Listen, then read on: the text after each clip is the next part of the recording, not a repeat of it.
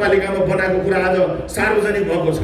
त्यसकारणले आज बालेनलाई अहिले चाहिँ मान्छेले अहिले चाहिँ के छ भने एउटा जुन किसिमले चाहिँ एउटा उगरेका छन्, आज जनप्रतिनिधि हुँदा 6 वटा महानगरपालिका देशैभित्र रहेकोमा आज चाहिँ नागेश्वर चाहिँ के अरे कोइराला जहाँ विराटनगरको मेयरले 78% वित्तीय चाहिँ पुरा गरेर प्रथम भएको छ भने चिरबाबु महर्जनले 76% पुरा गरेर दोस्रो भएको छ।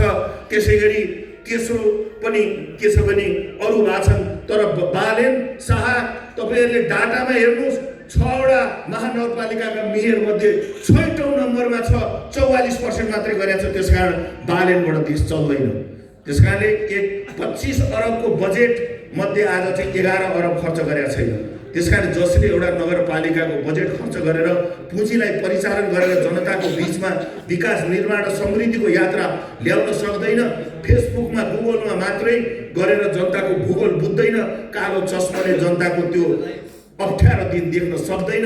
त्यसकारणले काहीँ पनि दुनियाँमा जनताको प्रतिनिधिले भाषण गर्दा डाइरेक्टली आई कन्ट्याक्ट हुन्छ, कालो चस्मा लगाएर काहीँ पनि भाषण गर्दैन। त्यसकारणले यो जनताको मान्छे लोकतान्त्रिक मान्छे हुनै सक्दैन। यस्तो पार्टी रासोपा भनेको अहिले सबैतिरबाट मिलेर राष्ट्र स्वाहा गर्ने, राष्ट्र जलाउनेहरू आज एकै ठाउँमा छन्। राष्ट्र जलाउनेहरू एक ठाउँमा छन्, राष्ट्र चलाएर देशलाई गति दिने। आज हामी पार्टीभित्र नेता र नेतृत्व बदल्दै देशलाई बदल्ने गरी जुन किसिमको आज प्रधानमन्त्री भविष्य आउने भावी प्रधानमन्त्री भनेर नेपाली कांग्रेसले केन्द्रीय समितिको बैठकले सर्वसम्मत निर्णय गर्दा हामी प्रदेश सभापतिहरू सँगै बसेर निर्णय गरेर आइसकेको अवस्था छ। त्यसकारणले नेपालको अब सबैभन्दा ठुलो पार्टी र भावी प्रधानमन्त्री गगन कुमार थापालाई नेपाली जनताले स्वीकार गरेको अवस्था छ।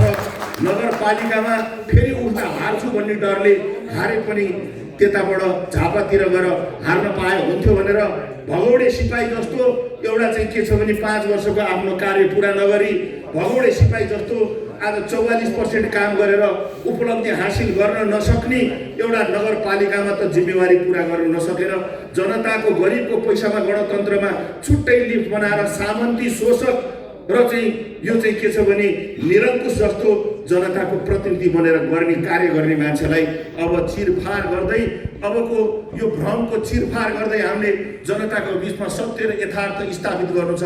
यो धर्म र अधर्म बीचको अहिलेको यो लडाई हो, यो युग, यो अहिलेको युग भनेको चाहिँ प्रविधिको युग हो। त्यसकारण प्रविधिमा अहिले एआईको मार्फत अहिले धेरै भ्रमहरू आएको छ।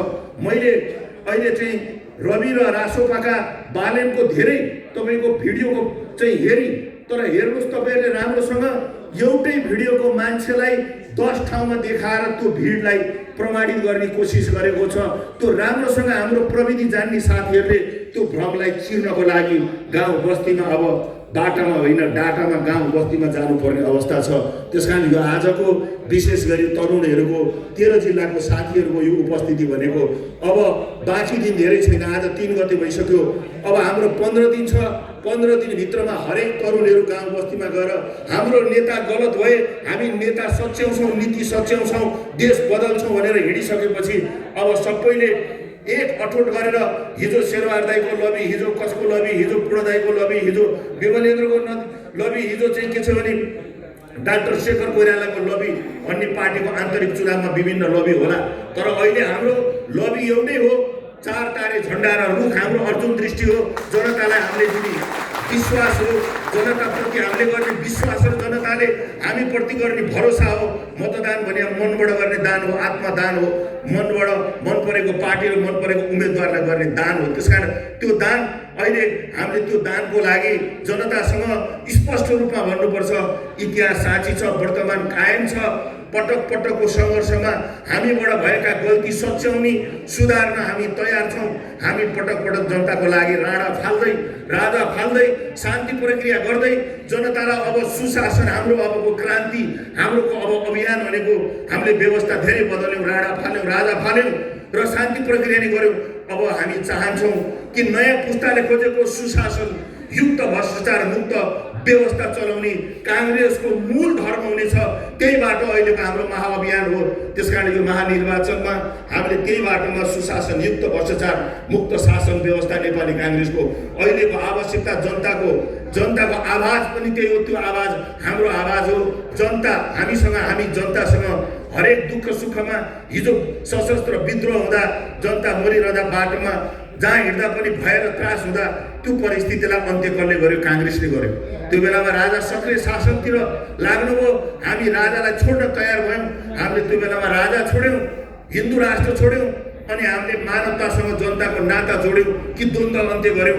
आफूले मान्ने धर्म संस्कृति संस्कार भनेको व्यक्तिको हुन्छ। हिन्दू हुनेले हिन्दू नपाउने, मुस्लिम हुनेले मुस्लिम हुन पाउने, क्रिस्चियन हुनेले क्रिस्चियन हुन